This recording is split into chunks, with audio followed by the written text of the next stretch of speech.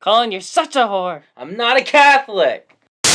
So this week I finished listening to Harry Potter and the Half-Blood Prince on audiobook. To be fair, I accidentally missed the Order of Phoenix, but I only have one Harry Potter left besides that one. And I just want to say two things. One, spoilers. Two, anybody that puts Dumbledore on the same plane as like Obi-Wan Kenobi and Gandalf and whatever else, calling him the wise old wizard is stupid. You're wrong. You're dumb. You don't know what you're talking about. Dumbledore is a freaking idiot and he doesn't know what he's doing. Like, literally everything through every book, he's like, yeah, I've got it under control. And then, like, at the end of the book, he knows something that he hasn't told Harry. And it's like, he made the logical decision from that. And it's, like, such a mind blow because Harry didn't know that one thing that Dumbledore knew the whole time. But it's like, he took the logical steps after that. Like, he's not the wise old wizard. It's all ex machina and freaking storytelling cheating. Harry, did you put your name in the guy with the fire? Why buy a comic that might cost more than a dime? Come meet the brothers who are here to waste your time. Welcome back to the dimecomicbros podcast. Now the energy levels are back up where they need to be. You guys were being all quiet and calm for once.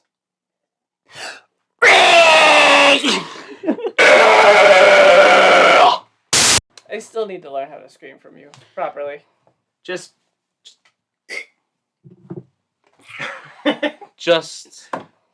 I don't know how to explain it, but I will try. Like you taught him. I You didn't I didn't teach teach me. him. All right, I thought he had. No! I've watched so many YouTube videos, and they all say the same thing, and it doesn't work. See, that's what you need to do. You just need to learn how to deep throat dick better, and it just happens, and then you just know what to do. Mm-hmm. That makes It sense. hits the light switch down there, and you're good. See, I've never tried that, so... It'll solve all your problems. Wait a minute. Colin's the better screamer out of the three of us. Do we want to jump into the news? Speaking of slurping noises. Oh, yeah. So Sony released the first trailer for Venom: Let There Be Carnage. I hate this title. I have to say that right out the gate. When the title was announced, I said I hated it. I still hate the title. The title's shit. I'm a little let down that they didn't swap out the colors in Venom for the title card. It should have been mostly red with a white background. I agree with you. The Carnage color coding.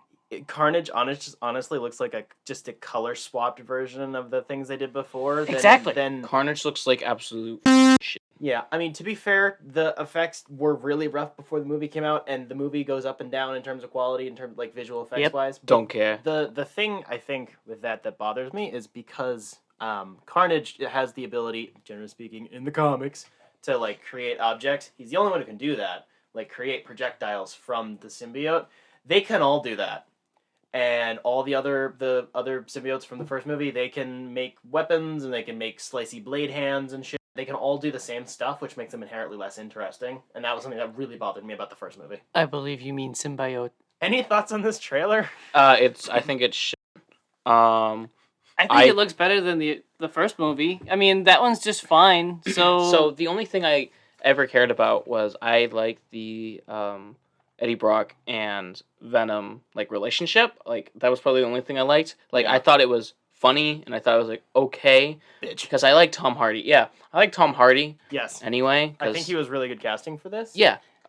Even though whenever they say Eddie Brock, I'm like, wait, where is he? And then I forget it's Tom Hardy because I don't know. He just doesn't look like him to me. But that doesn't mean I don't want him to be Eddie Brock. Yeah. You know what I mean? I'm just not used to him being Eddie Brock yet. I think that was one of the things with the first movie that did kind of bother me. I don't think we've discussed it that much on air, but like, I really liked the casting. I was really down for that when they announced him. Like, I don't know how I feel about a Venom movie. Definitely not outside of any established continuity, but Tom Hardy's a good pick.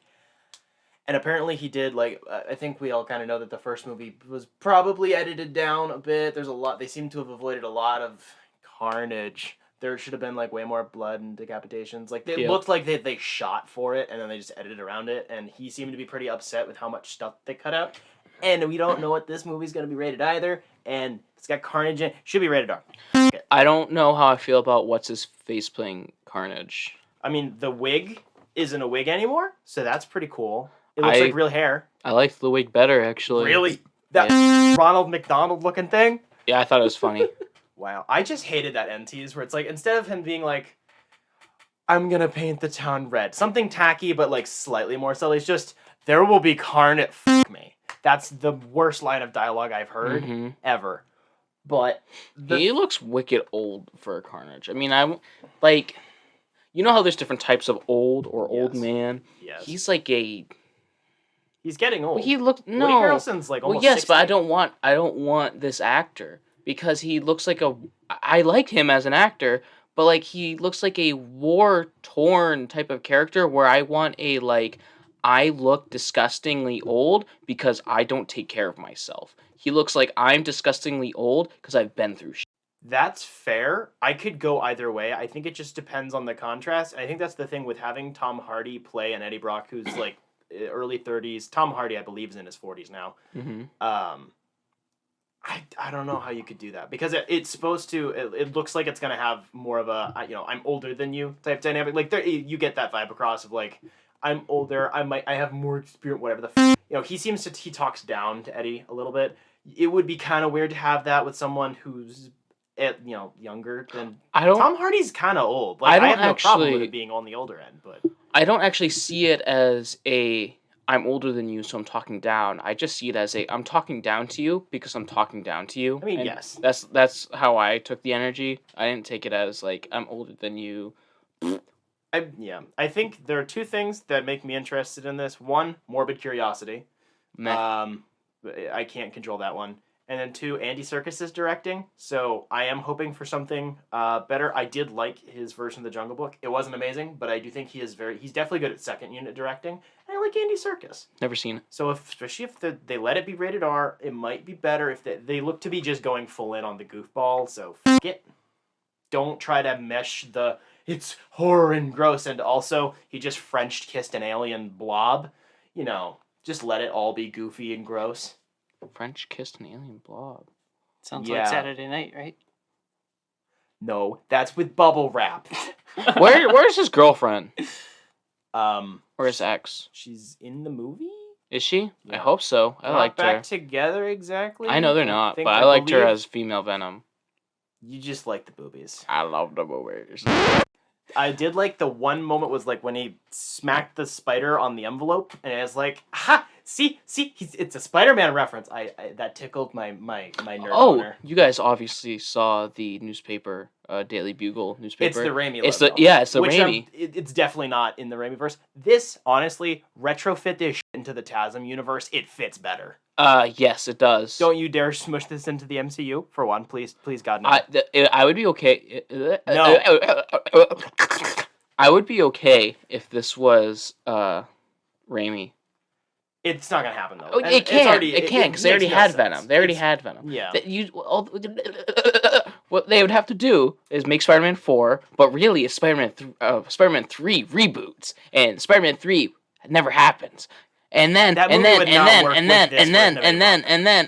didn't have Venom in that movie. And then we have a Spider-Man 5, which is really Spider-Man 4, and then we get old Spider-Man. No. Colin, please stop. Why not? Just... The first movie was fine. That's what I'm going into this with expectations of. It's going to be fine. My feelings of disdain have leveled out over the years since it came out. At first, I kind of hated it. Now I'm like, it's fine. Over various interviews and a few tweets, Dave Bautista has confirmed he will no longer play Drax the Destroyer in the MCU after Guardians Volume 3. He feels like Drax's story is wrapping up now that Thanos, the murderer of his family, is dead, as well as being exhausted with the makeup process. Via some banter with Dave on Twitter, James Gunn has essentially confirmed they are still on great terms, and it has nothing to do with the studio or others in the creative process. Dave is just tired.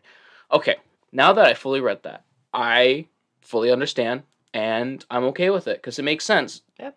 The first movie, he wanted to kill Thanos. Yeah, It's over now. I think that was something that I think was a little underserved in the Avengers movies. Was Drax probably should have had some more stuff in those. Drax probably should have had more with Thanos. Yeah, 100%. More words. But also he's a man of... No! Wrong. I was about to say he was a man of, like, little words, but he's a man of a lot words with little meaning. Yes. He, like, uses... Words don't have meaning. They just come out of my mouth. Yeah, he just uses a lot of words that mean something that could have used 3 words. Yeah. And it could have been, like, 2-syllable words that he could have used, but... I think he's gonna die. I'm just saying. I know he should live on a farm. Oh my gosh! So there's this thing where like the colors of the Guardian movie logos have the colors of the people who died in them. And What? Yeah, like if you go back and look at it in retrospect, like the first one had it was Brown? Yeah, it was brown and it was Groot, and then the second one had blue and red and it's Yondu, and this one's got some greenish gray, which means it could also be Rocket, but probably not. No! It's a dumb little I noticed the thing, and it's probably just a coincidence, but like It's probably not. I think there's probably a way to just go, hey, it's over, we found a thing, and then because James Gunn has said that he's not going to be continuing with Guardians after the third one, and the holiday special, obviously. I think they will probably continue most of these characters. I think they'll either reintegrate them into other teams, which I would love to get some... Like, Ask Guardians of the Galaxy. Either that or like Avengers Space Division type deal. I think one of those might happen, or they'll just have an entirely new creative team and take the Guardians in a whole other weird-ass direction. They just need to They need to do all the good stuff that they did with Infinity War, because at the time, it felt like Infinity War was the only good Star Wars movie. And it's not even a Star Wars movie. Yep. Once I was watching this, I was like, am I watching Star Wars? Or am I watching Marvel? Mm-hmm. So, I can completely understand if everything is taken at face value and Mr. Bautista is tired of the makeup. I can understand that, but are you sure this isn't a fake out? It's entirely possible that it's a fake out. You're not wrong. The reason why I would say it's not is because he wants to do Gear of Wars. He's potentially going to be involved with the Gears of War movie. Now that he's worked with Zack Snyder, he's like super on board with all that sort of stuff. I'm going to give up a career in a Marvel movie to go to a video game movie. That's best for my career. Not entirely, but like some of the things that he mentioned. Now he's just doing his career for fun. It's not like he needs to be doing this. Yes. What I was going to say was, because I filtered through a butt ton of tweets, was he also was talking about not wanting to sound like the other like kind of entitled actors that have been like, the makeup's too hard. Cough, Idris Elba, who just like bitch their asses off because they hated doing the makeup for getting paid astronomical amounts of money. It's like the only thing they're like, yeah, I don't want to do it because I hate sitting in the makeup chair, and that was like the only thing they complained about. So Dave seemed to want to make it clear that wasn't like, oh my god, I hate it. He's just tired of having to sit in a makeup chair for like 6 hours before shooting, which is fair. Right, and now he wants to that. go do movies with zombies and guns, and that's entirely valid. He's also like 55. Let him retire. Let him be... Don't make fun of him for being tired. He's old.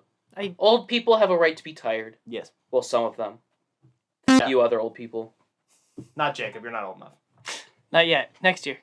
From StarWars.com, the dates for Star Wars Celebration Anaheim are moving from August 18th through the 21st of next year to May 26th through 29th of next year.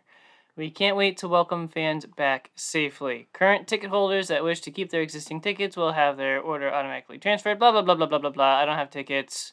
There's information about refunded ticket stuff. Doesn't matter. I'm not going to Anaheim. We look forward to seeing everyone May 26th through 29th of 2022 at Star Wars Celebration Anaheim. I like Star Wars, and I really like Star Wars Celebration, and I've always wanted to go, and I really wish I could go to this one. Why don't you? I actually do. Why can't you? Because Anaheim, Colin. Right. Where's Anaheim? California, right? Let's go. Where are you going to pull that money out of your ass? You'd have to- Patreon! You'd Thank have you to our Patreons! Please fund us going on a road trip. I don't know. I'll sell my body. I was ready to You strike already on that sell your one. body. That's what we all do. It's called capitalism. We sell our bodies for money. We literally do. I never thought about it that way. I'm a whore. Yep. I'm Catholic. From comicbook.com, Marvel Studios' first animated series, What If... ... question mark, is reportedly arriving on Disney Plus this summer. The series is an anthology series based on the comic book series of the same name and will feature various retellings of events from the MCU with a different outcome. The series has already teased plot lines like what if Peggy Carter got the super soldier serum, or what if Steve Rogers was a Zambi? The series will feature Jeffrey Wright as the voice of Uatu the Watcher, who will serve a similar role to Rod Sterling in The Twilight Zone, a narrator guiding the viewer through the various stories. The series will also feature various actors from the MCU returning to reprise their roles, including Haley Atwell as Peggy Carter, Michael Douglas as Hank Pym, and the late Chadwick Boseman in his final performance as T'Challa. It is the fourth television project in Phase 4 after WandaVision, The Falcon and the Winter Soldier, and Loki. Yay. From Deadline.com, Legendary has closed a deal for Regina King to direct and produce the feature adaptation of Bitter Root, the acclaimed Image Comics series created by David F. Walker and Sanford Green, and indie veteran Chuck Brown. King will also produce with Regina King, it's a typo.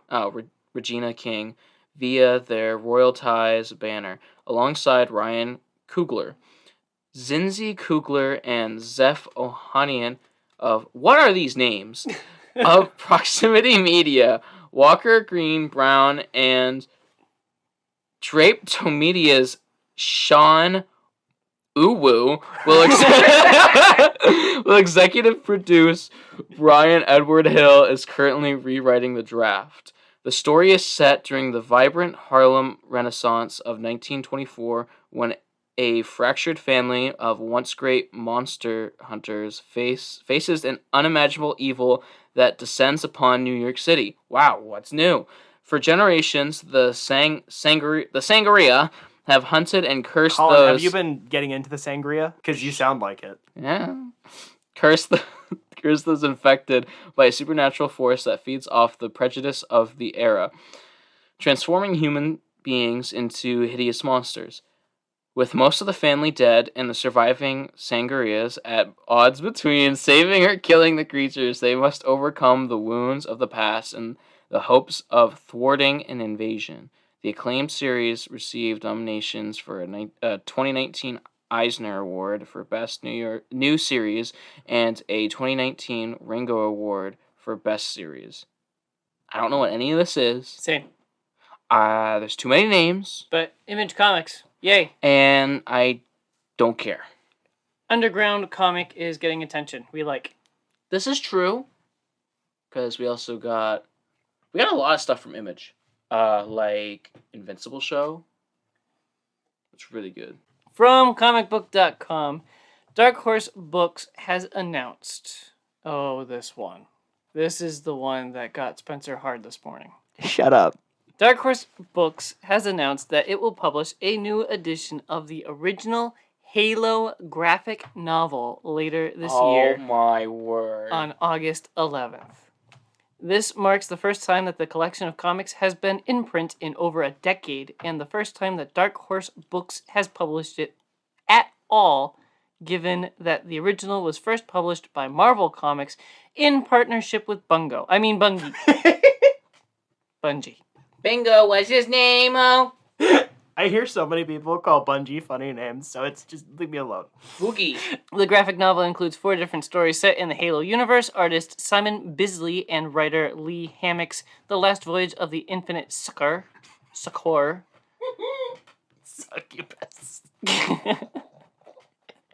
Mangaka Tsutomu Nihi's Breaking Quarantine. Armor testing from Ed Lee, Andrew Robinson, and Jay Fairber, and Brett Lewis and artist Gene Mobius Girad's Second Sunrise over New Mombasa.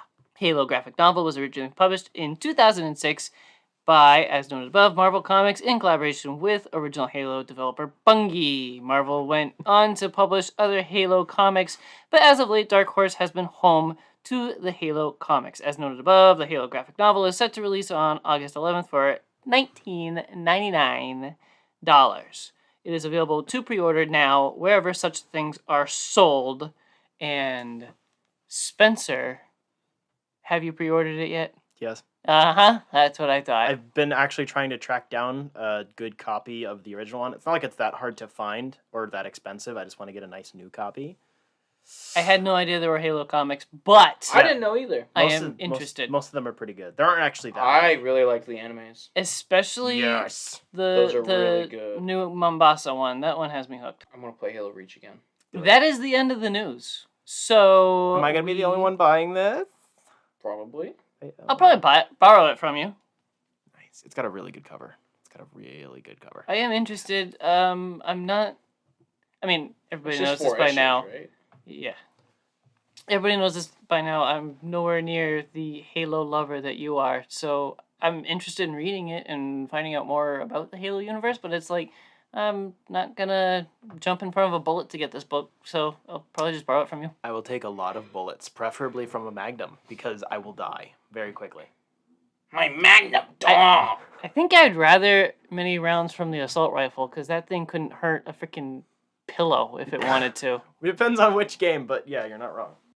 So our main topic is Spider-Man Noir: Eyes Without a Face, which was a 4-issue miniseries published in 2019. It is a sequel to the original Spider-Man Noir miniseries, which came out also in 2009. This thing got pumped out real fast. It was created by writer David Hine and artist Carmine These nuts. I think Jacob knew how to pronounce this one the first time. I remember something in the... It's a real long name that starts with G. Gian Domenico. Gian Domenico. So this is a direct sequel to the original miniseries taking place a few short months afterwards. Now that the Goblin is dead, he big dead. The Goblin's sitting across from me right now. I am the Dice Goblin. So there's a power vacuum in New York City, and there's some people that come up and they're like, "Hey, I should be the new head boss." And some of them are Nazis. And this guy, Spider-Man, is like, "No, Nazis bad. So he Nazis good. No, Nazis bad. There's a power vacuum, and all these guys are like, "Hey, I need that because my house mad dirty. All right, I need that to vacuum my floors, my walls, all that stuff. Your cock. My cock and balls, and my ass and dick, and my toes, and my balls." So, Colin, give me some thoughts about this book. It's a noir. I actually don't have much to talk about with this. It was Freaking Bro. Felicia's a thought. It was difficult for me to read this. I was bored. Really? I was bored. I mean, I liked the idea of it's like... These are a couple of freaking traitors. There's a lot less to this one. The first one had, I don't know. Like- There's just not. The first one's better. There's not much to the story. You've got Doc Ock. You've got evil mob Nazi things trying to take over, and Spider-Man punches them and then stops Doc Ock. Like, there aren't too many layers, as Spencer likes to say, to this story. No, and that's why I it's figured very- you'd like it, because you're usually like, you know, when I like me politics, I like it to be real simple. This Yes. is like He wants- Indiana Jones. he Just wants look some at them onions. Nazis. We're going to go punch them in the face. Yes, but there are other things to Indiana Jones. Really? That just, I don't know, that keep my interest. And the fact that this story is just one page, basically, just added to the other complaints that I could go into right now. Just the compilation of things I don't like makes me not like this book. Fine. Colin, Mr. Art Gonna Whine About Boy. What are your thoughts on this art? Because I like it. Oh, it's great. The art's great. Really? Wow. I expected you to bitch about it because the proportions are funny. Wrong. Okay. Welcome back to another art lesson with Colin. What we're talking about today is anatomy. Hi, Professor Colin. Oh, we're going to talk about anatomy? We're going to talk about big dongalongs. All right, so anatomy. Does that mean I'm going to get a D in this class? Oh, you're going to get the D. That's for We're sure. going to get these nuts. So anatomy. Wonky anatomy is all right. It's okay. And actually, it is what's the word I'm looking for? Not expected, but is encouraged to have wonkier anatomy. It makes things more interesting to see. It makes things likable or relatable if you exaggerate certain things. So, for example, Jeff Loeb, Jeff I'm Loeb. thinking about Lawrence, our patron, Jeff Loeb. So, the art in that Batman book, in those Batman books, it's exaggerated because it's interesting, and they exaggerate certain parts of the characters that like are those wide hips. the wide hips, muscular Catwoman, piano teeth Joker. Oh yeah. So we I get like to think of them as like cigarette teeth. yeah. So exaggeration of certain body parts, like dicks. I need a dick counter for this episode. So exaggerated body parts can be allowed if you exaggerate them correctly. So like because you can have exaggerated body parts and your anatomy is not wrong. Because if you look at humans, we're up shapes. We're little goblins. Yeah, we're literally goblins. We got like these short ass legs and like long ass torsos. We're weird looking. So if you have weird looking characters that are within the confines of what anatomy is allowed to be without it being too weird, or it's like that body part literally wouldn't move like that if it's a human we're talking about, or like human like characters. It just doesn't work like that. But to cut it short, the anatomy was interesting, and it wasn't like gross. The anatomy wasn't gross, but one of the points I have about this book is that there are some really extremely disgusting and gory Yes. violence shots that feel really out of place with the rest of the book. And Really? that's probably intentional, I would think, for shock value.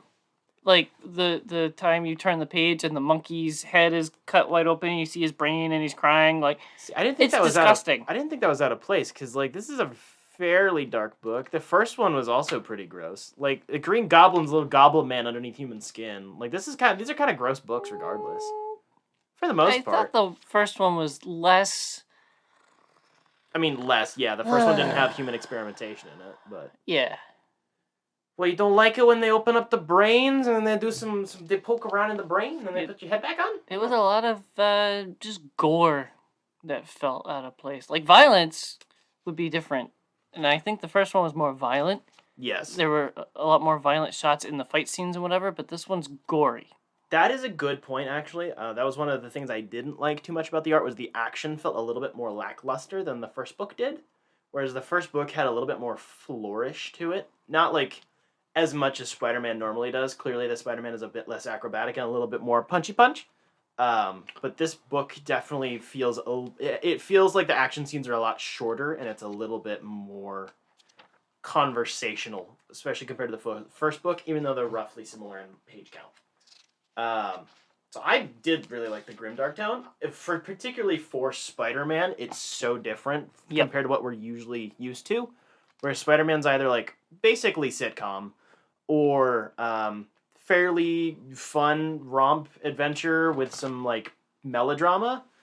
I like that this book is fairly unapologetically dark, and then the brighter spots come from Spider-Man doing cool Spider-Man things. It's quite horny on both sides, on both genders, because Peter Parker's he's a bit of a hunky boy. he's a little bit of a hunky boy. He kind of reminds me of a little femboy I know. Certain poses, he's very femboy. I guess, okay. So I think Jacob mentioned it. Yeah, Selena Kyle. It's one of those things where I have mixed feelings in terms of It's like not Selena Kyle. I said I did that. They're Felicia the Hardy. same character. Thank you. Yes. Literally. Yeah, pretty They're much. literally the same character. So, going Except back. one has white hair. Yes.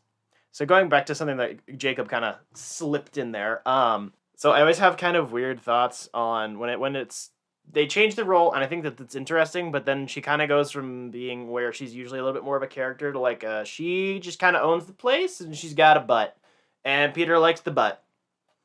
Peter's a whore. Yes. He's Peter's always Catholic. Peter Parker has kind of always been a whore, except in more modern comics. Yes. Like, even though it's like, he's a dweeb, they all like him. He's they always getting like ass. a dweeb little boy. Yes. Particularly in the early comics, he was always getting laid. Yeah, just so you all know, all you little dweebs and nerds out there, Aspire to be like Spider-Man. Get laid all the time. You probably will, because there's some girls that do like the dweebs. I would know. You would. You are a whore.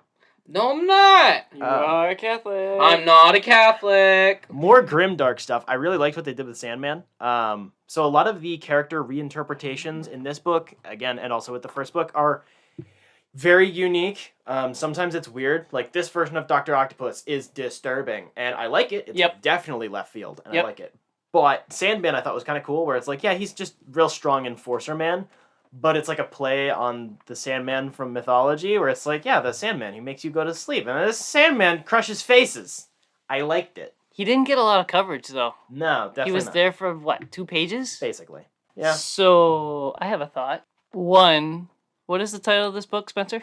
Spider-Man Noir, Eyes Without a Face. Wrong. It is Spider-Man Noir, The Hills Without Eyes. Anyway, at the end of the book, Felicia Hardy's pissed off at Spider-Man for almost killing her or whatever, blah, blah, blah, drama for drama. And then suddenly, there's Mary Jane, like 1 month after spending so much time with Felicia, like the whole run. Like, That's Mary always what Jane happens. comes out of nowhere, and she's like just the backup plan in this book. And I don't even think she spoke. No, she did. She was in the beginning of the book. She works at the, not hospice center, but like where Aunt May works.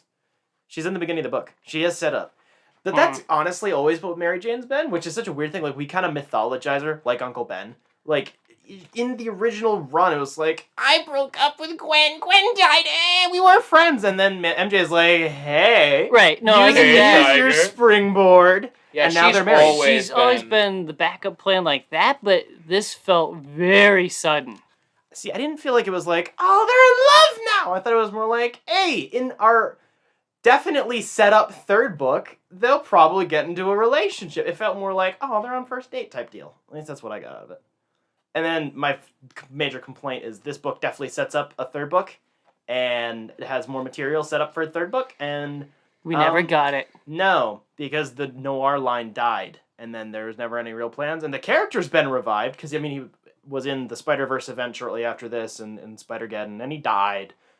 And he has his own solo series now, which we are going to review the first book of in a couple of weeks, but, like, there is no sequel to this, and that is annoying. Also, that mask is just a Court of Owls mask. I kind of like it, though. A lot. I like it, too. It's funny, because it's before the Court of Owls was a thing. Like, the mask she wears looks like just a Court of Owls mask from Batman, but, like, this is 2 years before that was a thing. Yeah. Did Greg Capullo do a copyright infringement or something? No. One would hope not. I have noticed, actually, reading comics, that the blank white mask is kind of all over the place. You just have to look for it.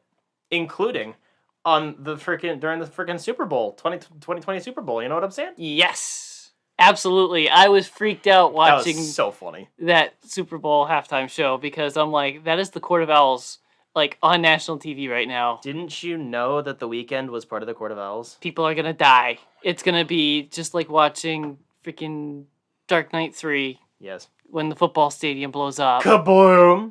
I love what you call it, Dark Knight 3. I couldn't remember the freaking name of it. I don't remember. So, yeah. I get rises and returns and strikes again and freaking... He's back, bitches! So, would we like to talk about Star Wars Bad Batch Episode 3 now? Sure. Maybe, kind of, sort of. Early Death Troopers, anyone? I got real giddy. I was very excited, because now we have the early days of the Death Troopers, which are under Tarkin's command, and they got that Imperial structure, and then they're... Black armor. It's great. I don't remember freaking Deadshot or whatever his name is. Crosshair, thank you. Freaking generic names everywhere. I don't remember his voice acting when he's wearing a helmet, but it sounded super sexy in this episode. I hate Crosshair's voice. Yes. It's definitely intentionally supposed to be. Well, yeah, because the voice actor said that when he does it, he thinks about a snake.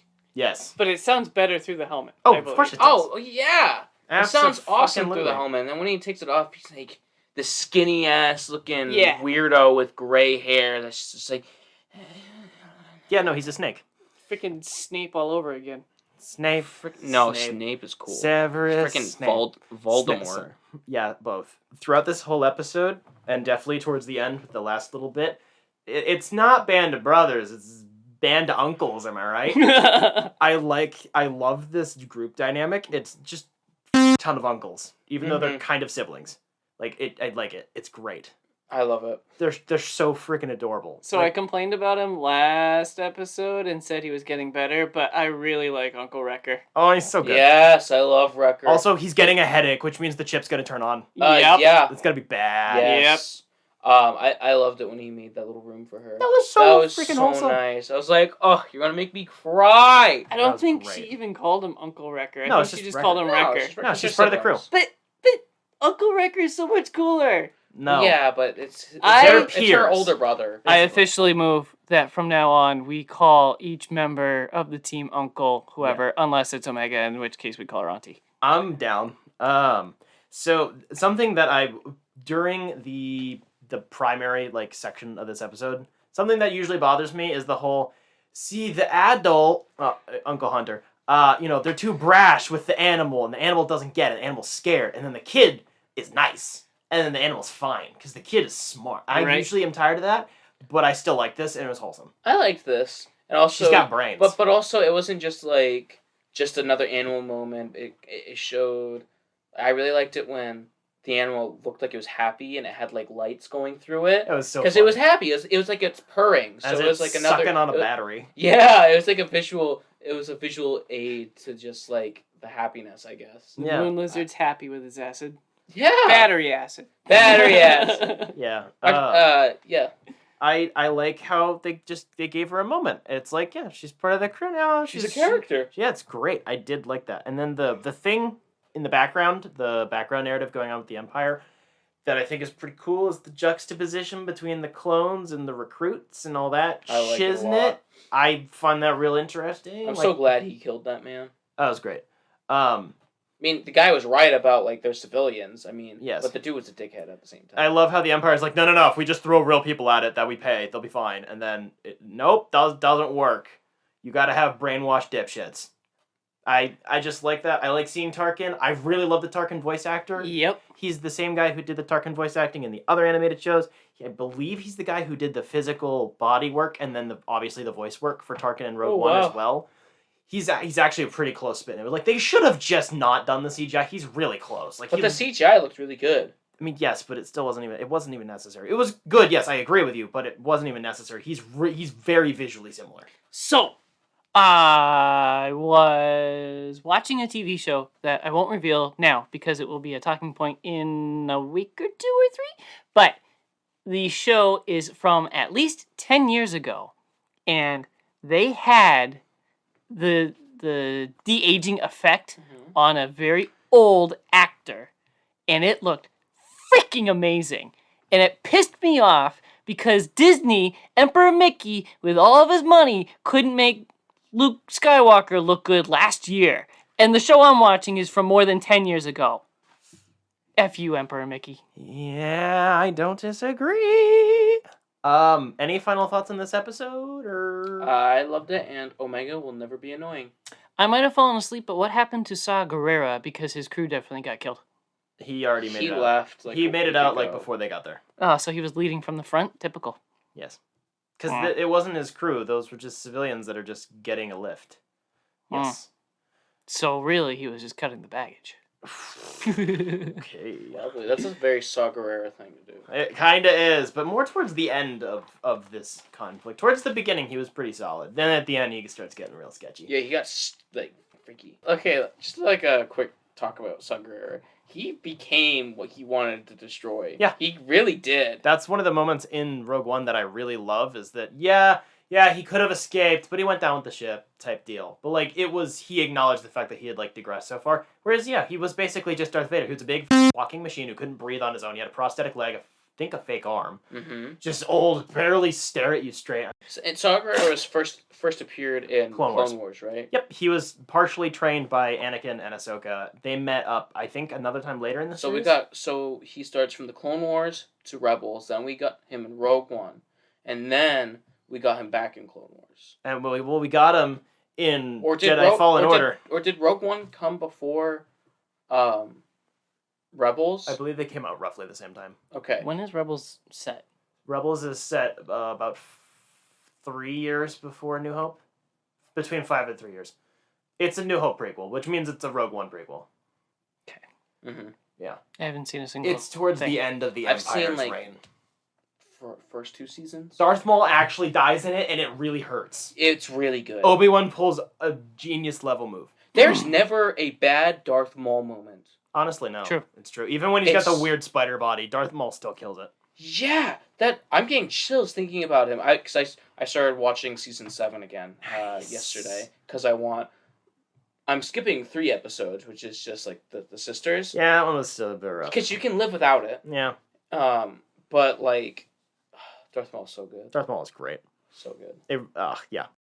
Jacob, what have you been doing this week? I watched Hellstrom, the 2020 Hulu exclusive, or original. It is 10 episodes long. It came out in 2020. It's much more approachable than the book that I just reviewed last week, but that does not mean that it is better. Overall, it's painfully predictable, and it generally dragged far too much. For every good shot that I said, ooh, that was interesting, that was really good, there were like 3 or 4 like, ugh, really? But you look through the peephole, and then there's nothing, and then something comes up real fast. No, they come up real slow, and that's what I'm going to complain about next. The jump scares were the worst.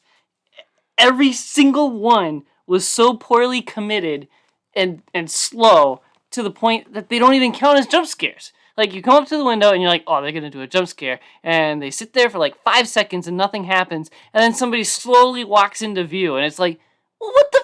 Like, so many times they faked out a jump scare and not one single time was there a jump scare. And I hate jump scares, but it's like, they didn't commit. They didn't commit to being scary. Yeah, okay. So that's fair.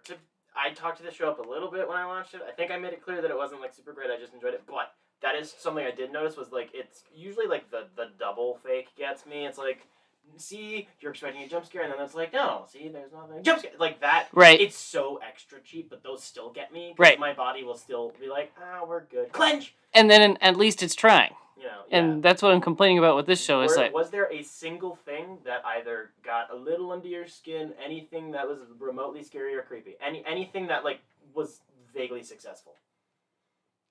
Scary, no, but I don't get freaked out watching horror stuff.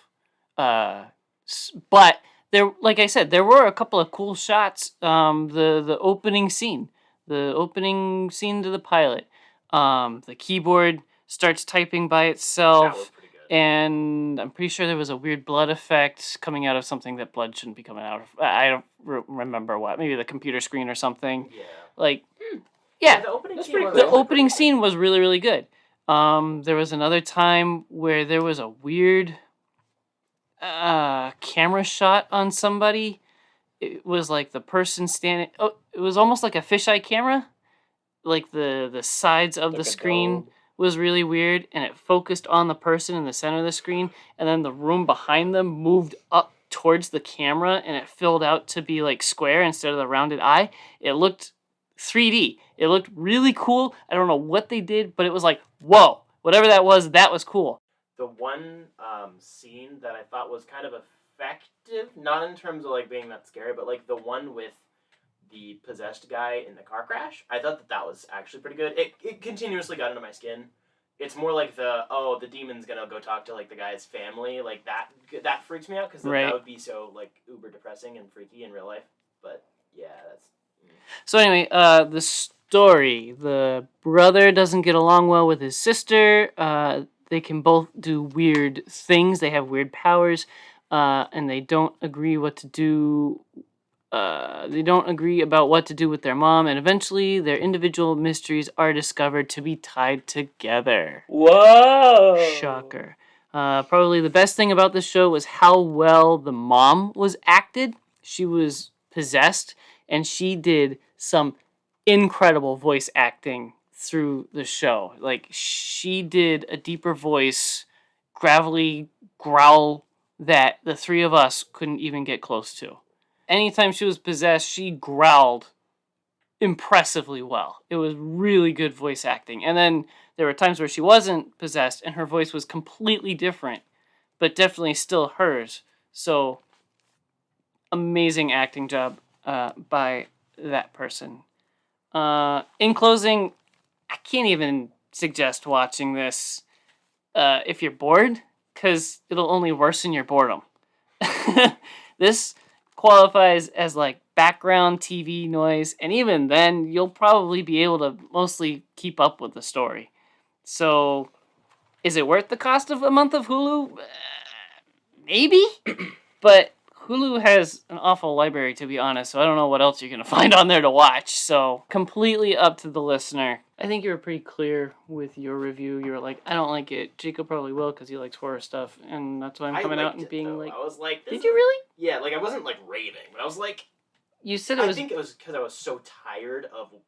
I was really tired of Agents of S.H.I.E.L.D., even though I do like Agents of S.H.I.E.L.D., and Yep. I was really tired of all this Marvel stuff. I was just very pissed with the MCU and not including Netflix properties, and I was like, this is dark and was supposed to hook up with the other shows and be adult and shit, and it's spooky and demonic. Fuck it, I like it. Sir Colin Man, what have you been doing, my dude? So, let's talk about Breath of the Wild. Oh boy. So, I began playing Breath of the Wild recently, even though I've owned it since I was gifted with a Switch from my friends, my lovely friends. Ooh. And I stopped playing a while ago, but I picked it back up, and it's lots of fun. It reminds me of Dark Souls from a outsider's view of not playing Dark Souls. It reminds me of Dark Souls, but on light mode. But for children, maybe? Yes, but for children. And it's a lot of fun. I don't have much to say about it because I started it. I'm right now trying to find the 4 divine beasts or whatever, and the storyline's really cool. I can't really tell you what the storyline is because I don't really know it too much, but like, basically just animals. Link doesn't know shit right now, trying to get his memory back with his Android tablet. I can play this game for hours. Like, I had to stop myself after like 5 hours of playing, where I would just roam around, try to look for like... I always look for things first. I always look for like more tools, weapons, money, these like little dudes that you get like these seeds from, so you can go to this other guy who enhances stuff for you. I found this fairy queen or whatever who enhanced some of my armor. She's a weird MILF aunt lady in the river, and Colin likes mermaids, confirmed. sometimes I was about to talk about that We wanna talk like about the weird lighthouse? mermaid lady thingy in the game. Anyway, I just have a hot take for Legends Breath of the Wild. Why the do every single weapon break so easily? And then, what makes it worse is that you have a limited storage, a limited carrying capacity. So, every single weapon breaks during a fight, and then you're out of weapons because you didn't have enough room to carry weapons that break. I sold that game recently. So you have to like strategically, you can't just use your weapons, you also have to use like your bombs for like, so you don't have to break your weapons. Like I'm trying to buy a house right now, and I have to get wood, so instead of breaking my weapons, like my axes or like my hammers, I'm just destroying things with bombs. It's a fun game. I love the aesthetic. I love fairies, and I love like cottagecore shit and all this and whatever. But like, why do the weapons have to be like that? That's probably the one thing I don't like about the game. I don't like fighting in the game. I love everything else about the game. I have a much harsher take on Breath of the Wild than that, so... Go for it. Oh no, it's just, I hated it. I couldn't stand it. Everywhere I went, I couldn't fight the thing. My weapons always broke. I didn't have enough weapons. Uh-huh. I loved the puzzle dungeons, except for the one. You can get more slots, though. Weapon slots. Right. That's what that dude is. Okay, with the seeds, you get, like, more weapon slots, or, like, for your swords and shit, or your bows, or your clothing slots. I loved all the puzzle dungeons. Yeah, those were fun. Except for the one where there was, like, a ball, and what's the name of the Oh, puzzle? yeah, The where you puzzle. had to move it around Yeah, you with tilt that. it around, and then that was great until the very end where you had to, like, swing it down until it was at the edge, and then tip it all the way the other way, so you're, like, making a little jump. Yeah. I couldn't get that, and yeah. I got it first try. You suck. I'm great at puzzle games. I did things like get it to close to the edge, and then like keep it flat, and then ran over there as Link and put a bomb behind it and freaking froze the thing and hit it. Like That's too much! I was chaining the thing and hitting it in the right direction. Oh my gosh! I couldn't get the You freaking did ball. like literally everything. I did, You did everything except do what you're supposed to do, which is just jump the thing, right? Yes. That's all I did. You just have to get momentum and just go. Whoop! I tried it. Didn't work. You suck. But anyway, I recently sold that game back to GameStop for $35, and I felt like $1,000,000. I'm still like I'm baffled by what you just said because I like just finished that one. That's one of the earliest ones too, and it harmed you that bad. How many hours did you spend doing that? Probably close to 2. Oh my word. Show me on the doll where Breath of the Wild hurt you. So Spencer, what have you been consuming? So I read Batman/Superman, Who Are the Secret Six? So it's the first volume of the 2019 ongoing Batman-Superman series. You know, sometimes we get the Batman-Superman, or we get the Superman-Batman. They're doing a team-up, you know, the world's finest, being fine as hell. So it is written by Joshua Williamson, who is one of DC's all-stars right now. And it is penciled by David Marquez. I'm not sure how to pronounce his last name.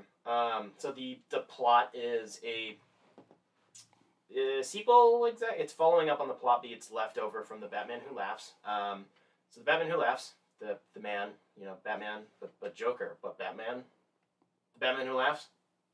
How many more times can I say it? Is forging special batarangs. With dark universe, dark multiverse energy, big bad juju, with metal, and the Joker toxin that he was infected with. So he is making 6 specifically designed batarangs, so he can go stab people, basically. Yeah. So he is looking for different members of different, branches of DC. So he's looking for different types of energy. So he can open up another portal and bring through one of his devices. So then he can broadcast his energy to the world. Big bad guy looking to make everyone evil. World domination. Yeah, basically. He wants to wrap up the world in whip and chains and shove a ball gag in it. So he is looking for specific people. All the batarangs, they got the little emblems on them for each particular person. So he's looking for, it starts off with Shazam gets infected. We got Shazam, we have Hawkman, Donna Troy, Blue Beetle, Jaime Reyes, Blue Beetle. Commissioner Gordon was already infected. He starts this off. He was the NTs from the Batman Who Laughs. And he also is looking for a Kryptonian. He's obviously aiming for our big blue Boy Scout Superman. They do some duking out. Superman goes kind of undercover for a little bit, and fails. He stabs Supergirl. Supergirl's bad. Okay, so the dialogue, I think, in this book is really good. I think Joshua Williamson nails the world's finest, tone. It's fun. It's jovial. We have Batman and Superman. These guys have been friends for 20 years at this point. They're doing some riffs. They're kind of being real good broskies where Batman's kind of just kissing up to Superman a little bit. The internal monologue between the two people is really interesting, how they bounce back and forth. But I think my hypothesis is the reason why this book is not that great, in case you couldn't tell by the plot I had, it's a little weird and disjointed. The end result of this book is that, like, Batman and Superman kept this secret from the Justice League because they wanted to figure it out on their own, which kind of makes sense. But the book takes place over 6 issues, which are fairly short, and when read in quick succession, it feels like it's been like 5 minutes. So it's like, oh, we kept this secret, and all these people we knew, and some of the League members and their proteges are now infected and they're bad, and everyone's angry with us, and it's like, that feels contrived. Not the decisions in and of themselves, but the setup that it wants to get, but in such a quick amount of time. I like the premise. I like what the writer was trying to do with it. It feels like this was an editorial decision to shove this in the Batman Superman book. It doesn't feel like it belonged there. Not that it didn't belong with those 2 characters, but in combination with the last 2 pages being the only tease for the 2nd volume, which is entirely unrelated to this plot point, death metal, anything else going on at the time, it's teasing General Zod and Ra's al Ghul doing stuff. It definitely feels like this was an editorial oversight by someone higher up. David Marquez, his art is great. It's soft a little bit. It feels very jovial. Like, it's good to look at. They both wear their underwear on the outsides. It's real fun. The way it should be. Yeah, kind of. Depends, but yeah, definitely in this book. The concept is way more interesting than the execution, though. Some of particularly Shazam, I think when infected is the most interesting person, because he's a teenager, he's like 15. So he flicks back and forth between really angry, edgy boy and one of the most powerful beings in all existence, and also evil. It's fun. He looks creepy. It's cool, but I don't know what they were going for with this exactly. Like, why they chose to shove it in this book and pump it out so fast, it just doesn't feel quite right. Shove it in and pump it out. So this, I feel like, should have been another mini-series or like a sequel to Batman Who Laughs or something. There's a better way to have framed this, and also there are more books after this. It just doesn't feel right. I bought it for $18. If it's on sale for like $15, like $12, $15, I'd buy it. Like, it's still fun to read. It just, in terms of the title correlating to what the plotline is, and then the fact that it doesn't really end in a normal place doesn't feel right. It's just a real janky read. But the dialogue is fun. There's good art to look at. It's got some good punches, lots of punchy punch. So, Jacob. Cool. What do you do? I am lumping 2 reads into one because they're from the same series. I read Deceased, Unkillables from 2020, and Dead Planet from 2021. Oh, lay it on me. Unkillables has a label price of $23 for 3 issues, which seems pretty friggin' steep if you ask me. However, it's still a great story and has amazing art, and is part of an amazing series. Do you get why that art is probably one of my favorite artists of like all time? It's so, it's good. It's so good. Probably the same reason why I said the first Deceased is probably my favorite book of like any, or like top 5 maybe, ever. Yeah. Zombies. Suggested price of $15, maybe. Get it on like a small sale, because it's only 3 issues. It's pretty short. Yeah. Dead Planet, on the other hand, is absolutely impossible to talk about, because it starts with spoilers, and spoilers happen after that, and then ends with spoilers. It's a lot of spoilers. So I don't know how to talk about it on this show. I agree with Spencer about pretty much everything he said a couple of weeks ago about it, with the story and the art. It goes in good places and makes good things happen, and it looks good while it does it. The only thing is that this story is pretty well wrapped up after this book.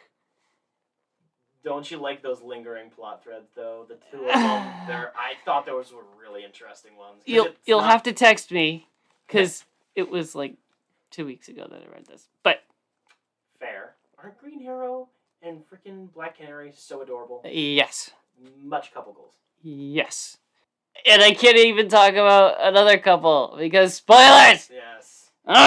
So I'm not Shut up, you whore. sure what the other books will do, because I'm kind of happy with where the story is right now.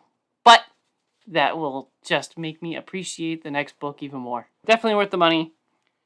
I kind of want all 3 of them in like an omnibus, but I definitely think when the whole series is done, it's gonna be put in omnibus. yes!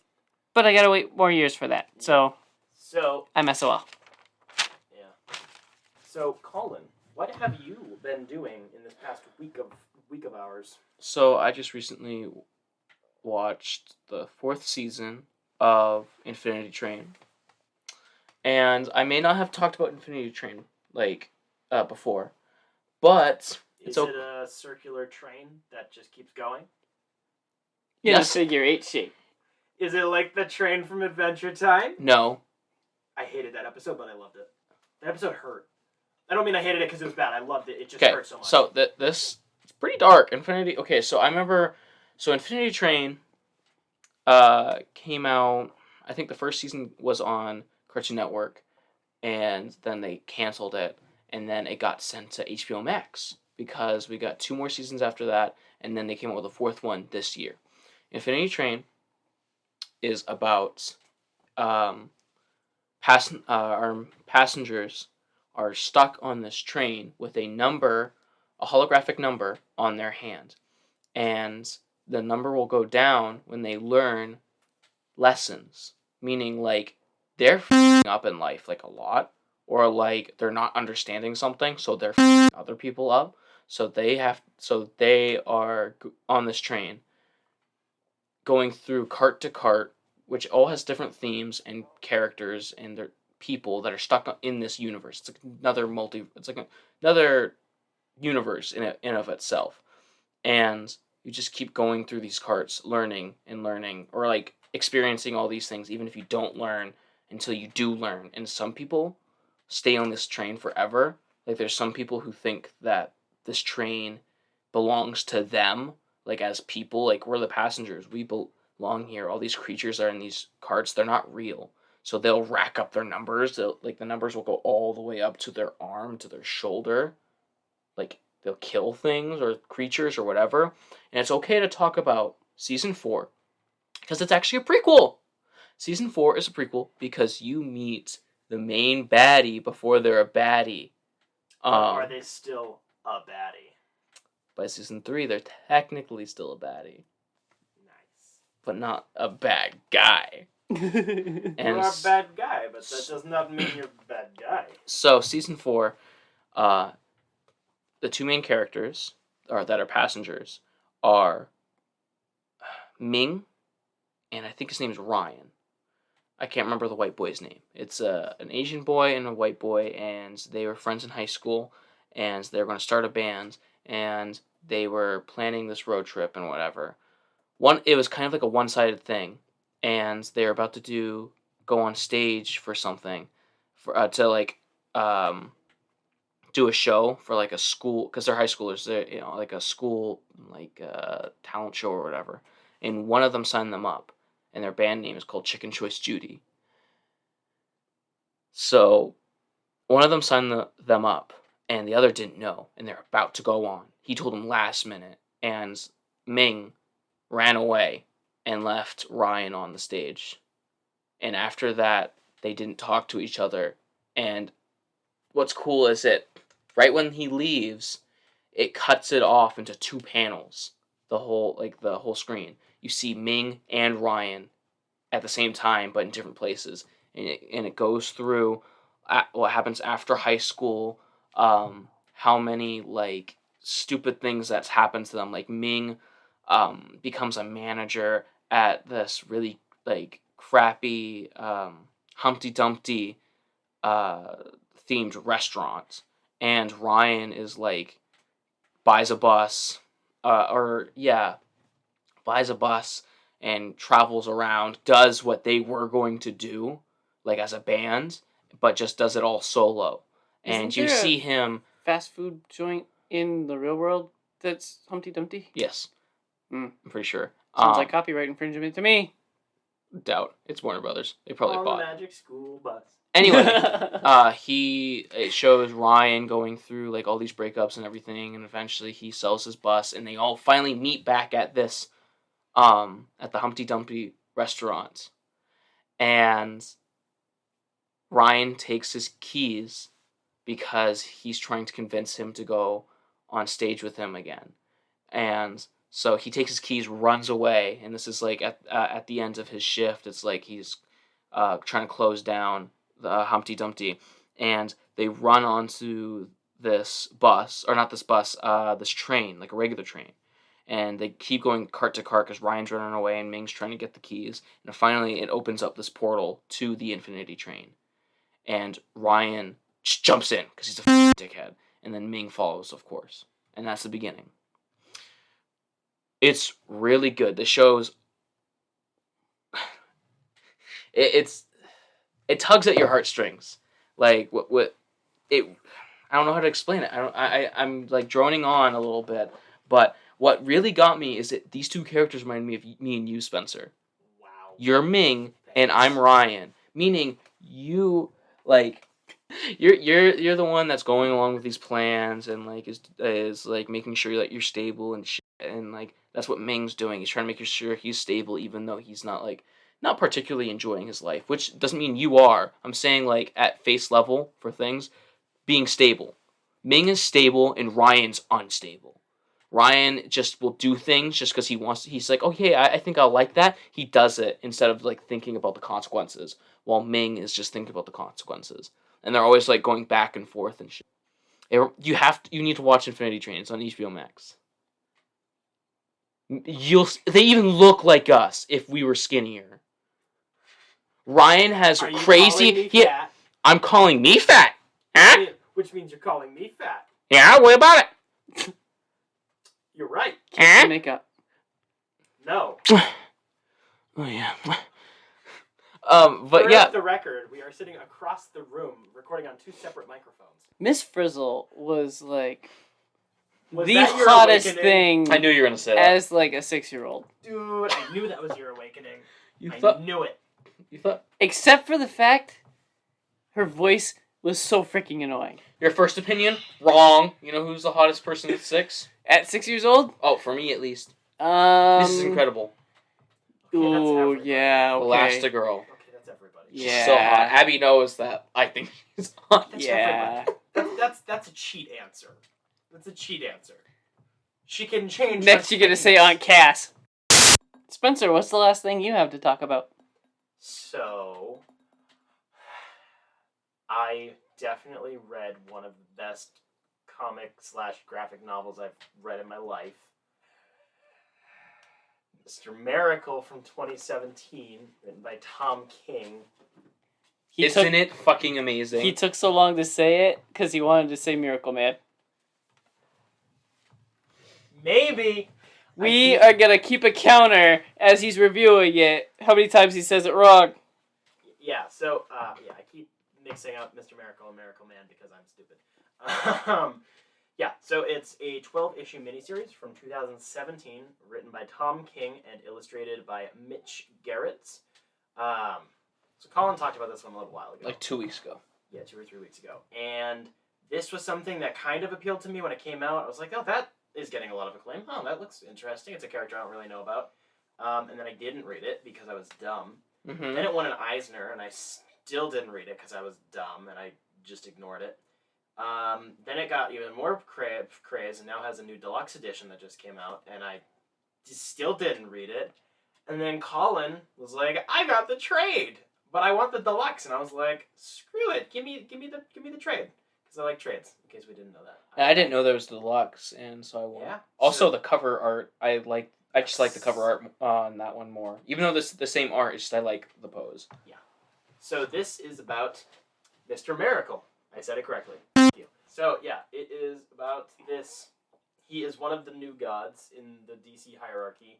So this story takes place potentially in purgatory, potentially in heaven, potentially in hell, potentially in his head, potentially in another dimension or an alternate reality or whatever. Which usually that is one of the most annoying premises of you don't know what's real.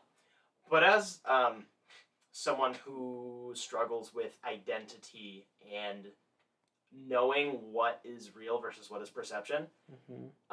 This book uses that premise to the fullest extent I could imagine. It's about this character who can escape from anything. That's kind of his deal. His powers are kind of unlimited, but one of them includes he can just escape from stuff. So he, in previous parts of his life, has worked as an escape man. He's a magician. He goes in a box, and the box explodes, and it's like, oh, how is he not dead? But the point of this book is the fact that he can't escape life. He can't escape his past. He can't escape the things that he's had to go through at the hands of particularly Granny Goodness, but just New Genesis and Apocalypse particularly. So all of the stuff that went down in his childhood and the horrible father and also horrible father that he had. This is a book really nails down the fact that, like, New Genesis isn't really that good either. They just don't look like Apocalypse, but they're kind of also art-wise, this is insane. It is very textured and layered, but it's also exquisitely illustrated. Like, you could not do this in any other form, I believe. This does, for the most part, adhere to the classic 9-panel layout of comics. So it gives you an idea what pace to read it at, but that's about it. It constantly undermines what it presents as real information with different visual cues, repeated patterns, a whole dark panel with white words saying "Dark Side is" continuously creeping in at weird times. Did you keep account? Yeah. It feels like the book itself is fighting against Mr. Miracle, like, the whole time. Yeah, so Scott is going through the fact that he is depressed. I mean, the book opens up with him attempting suicide. It's very rough. Usually it's an adult book for adults is very overblown. But this is a pretty adult book.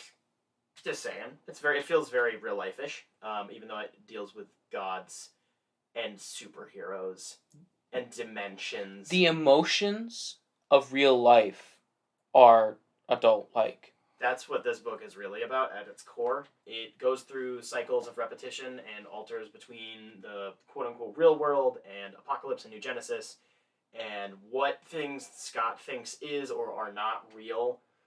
But it's really focused on him, his relationship with his wife, Big Barda, and his relationship with reality. So in the end, not to explicitly spoil anything, but essentially the thesis of the book comes down to the fact that, yeah, you can interpret it different ways, but that in and of itself is the point. Not that, it has multiple endings, or you can construe it however you want. The message of the book is that it doesn't even really matter what is real. It's a matter of whatever you think and act like is real. Not in the sense that you control reality, like some characters do in this book. In the sense of, if you act like your perception of something is real, at least to you, it's going to be real. So if you act like, say I spit on Jacob's face right now, and Jacob is like, that's a dick move, and I'm like, that was actually an accident, I was sneezing, but Jacob doesn't believe me, he's not going to act like it was an accident and I was sneezing. Even if that's actually what happened, he's going to act like I just spit on his face, which is a dick move. Scott... Spit on me, Daddy. Oh my god. So in the end, Scott chooses how he's going to live his life. Instead of trying to escape either his marriage or having kids or his past or his biological father, his adoptive father, his childhood, whatever, he chooses to live the way that he is now. Even though he knows something isn't right. Something's a little off. Something isn't quite the way it belongs. But he has chosen to live the life that he is living now with his wife, and they have kids, and it's happy.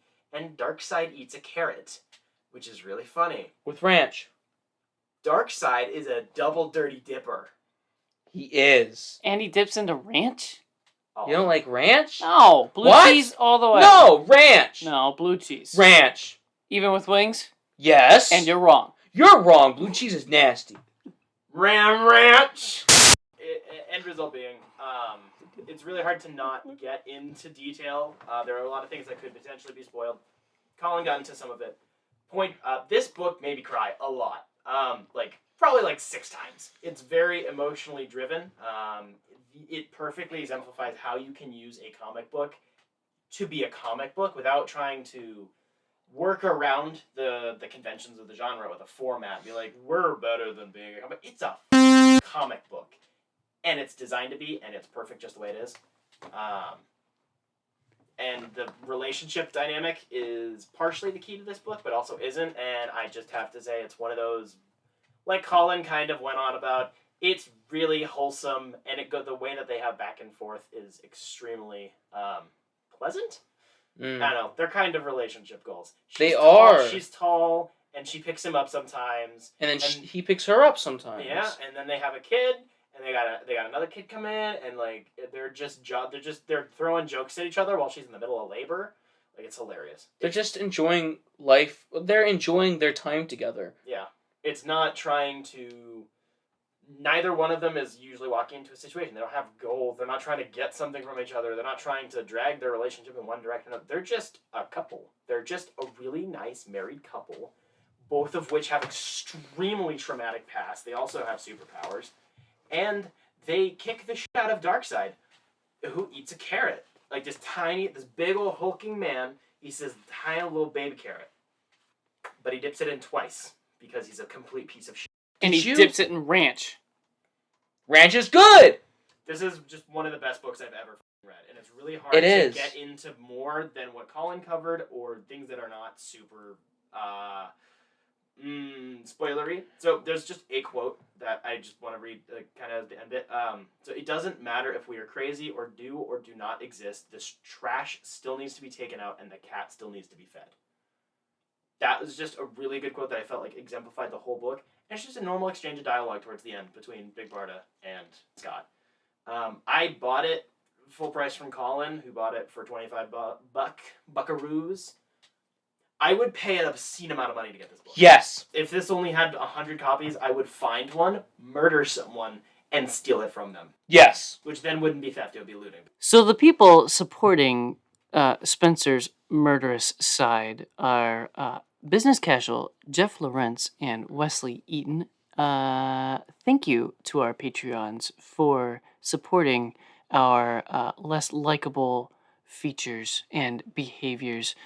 We promise we have not killed anybody for most of our comic books, but we do appreciate the support. If we have any new listeners that would like to support the show and would like to show that they like what we're doing, maybe head over to patreon.com/dimecomicbros. And there are all kinds of tiers over there. From, I believe the lowest is $5. $1. Wow. $1 gets you a sticker, and all stickers moving forward. A social media follow so you can buy our clout, because we are obviously very, very clouty. $1 for the lowest tier. We are sellouts. And also all of our behind-the-scenes content, and you get to listen to the episodes early. That reminds me, there is For $1? Yeah. Colin, you should give us some money. There is a Patreon exclusive that I cut out of last week's episode that will be going up very shortly. Also, we have a partnership with Jetpack Comics and Games in downtown Rochester, New Hampshire. Hello, friends. Yes. I think I was able to control my poor spending habits and avoid your shop this week, but I know for a fact I'll be in next week. So, is it just because this week wasn't a pay week for you? This was the pay week. No, it's because there wasn't yet another release of a heavy metal trade. Fair. Which there is next week. But anyway, our partners at Jetpack are wicked cool. They have a ton of wicked cool stuff. Basically, I can't go in there and not spend money, which is why I kind of avoided them this week because I needed money. But they support us, which means we get money. So money is cool, partnerships are cool, friendships are cool, Jetpack is cool. Bunch of chads. Yes. Which makes us also chads. Half chads. Chad light. We're more like a Ken. Isn't Ken kind of like a doofus? I don't know. Ken's like a himbo. I'm thinking of like Ken the Barbie doll. We're kind of fake. Yeah, he's a himbo. Yeah, he's a himbo. Yeah. He's dumb and he's pretty. Yeah, But I mean, I'm a himbo. No, you're not. What? I'm pretty. No, you're ugly and smart. Shut up. so I mean, I'm literally not. that's the half and half mixture that we're looking for in a Ken. So we're not completely Chad yet, but we're getting there. We're working on it. Check out our social medias, which I don't understand. Something about Facebook and Twitter and Instagram, and not Pinterest and not Flickr. We're not active on Google Plus Thank anymore. God Google Plus shut down. That thing Like was 5 years awful. ago. I kind of liked it. I hated it. There were polls. Ugh. Go to Reddit and answer the polls. I love Reddit, but Reddit polls do suck. They're not good. Because they are mandated to have just give me the answers, and that's what everybody clicks on. That is very true. So it skews the freaking poll. There should be like all the options, and then vote, and then let me see the results that doesn't affect the poll. Just show me the results without affecting the poll. It's that simple, and Reddit can't figure it out. Reddit users. Shut up, TikTok. Tell me how karma works, alright? I can. Internet points. You literally told me you couldn't. You can't see! It's part of the joke, dum-dum. Dum-dum! Eat my ass. Anyone have any closing thoughts? Not Aunt Cass. Thought. I don't understand what that is. I don't get what you're saying. Thought. Aunt Cass. Not Aunt... Oh, Aunt Oh. Cass. Wow. She's not a thought. No, she's wholesome thought. She's a MILF. Yeah, wholesome. Is she a MILF? She's such a MILF. She's an aunt. She's still She MILF. hasn't had a kid. The MILF. That doesn't not, make That's her not own- what a MILF It is. means you have either motherly tendencies Ah. or you're of like proper childbearing age. So, Okay, like, all right. 30 plus and or I thought it was always the big hungers. scandal of like, I want that dude's wife no kind of thing. No. It Yeah. means like either they have had kids or like they're a little momish or like assets. Welcome, come in next week and we will explain what DILFs are. Isn't that right, Colin?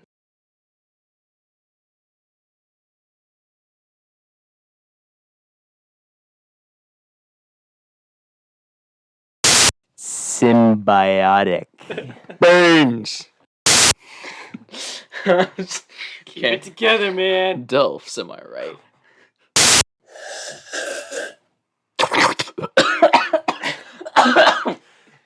That was a quick come. Don't slurp if you can't not choke. I'm not old enough to be on this show. Dude, you're closer to being 30 than we are to be. Shut up. And that, yeah, it's always changed. I like Magnums. Not Magnum Dong, Colin, shut the fuck up. Does anyone want to do a summary, unironically? Because I'll pull up the technical information. Does anyone want to give a summary of this book? Okay, fine. We just look at each other and we're shaking our heads. Jesus. No. We are coming up on a year now, and Colin and I have just begun our relationship required mind reading communication. Our telepathic communications. Yeah, we're getting good. We're getting pretty good at it. He's starting to like miss out on it. I know. Because So- it's just me and you looking at each other like. Mm-hmm. Come on. I mean, he and I have our own telepathic connection too, but it's different. I mean, I it's just- more I- like because you I say just have to, bungo, like- and then I go, bungo. So for Spencer and I, it's just I have to look at him, bite my lip, and hold my crotch. Yes. That Or, doesn't work, Like you the dipshit. gentle butt Raise rub. my left leg. Yes, the butt rub really gets him going. You guys are Just gotta take off my socks for him. And shirt. Mhm. And put on his shoe shiner. Oh my Shine my toes. Not the My shining. God. There isn't enough knob for him to shine. Thank you very much. You got a small knob? I was talking about you, but fine. Does it also say Candace? No, stop. So, Shut up, Candace! Did you hear his tone? He's like, Colin, stop. Stop, don't make a scene. okay, so Jacob. Yes. That was hot. That's hot. Jacob, what have you been doing this week? Choking on my own spit.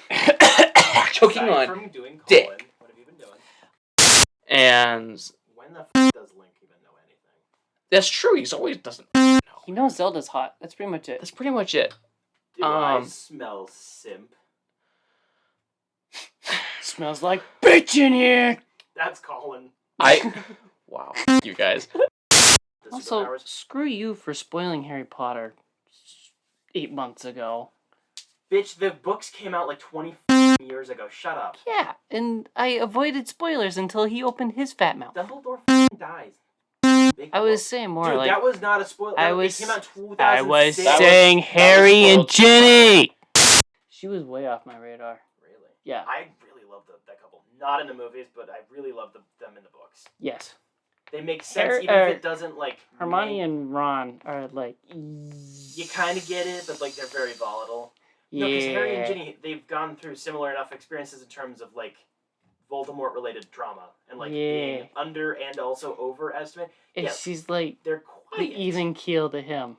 Yeah, he's kind of high. She's a little spitfire. Ron She's and a Hermione could stay married for the next 70 years or The be next 30 divorced minutes. next year.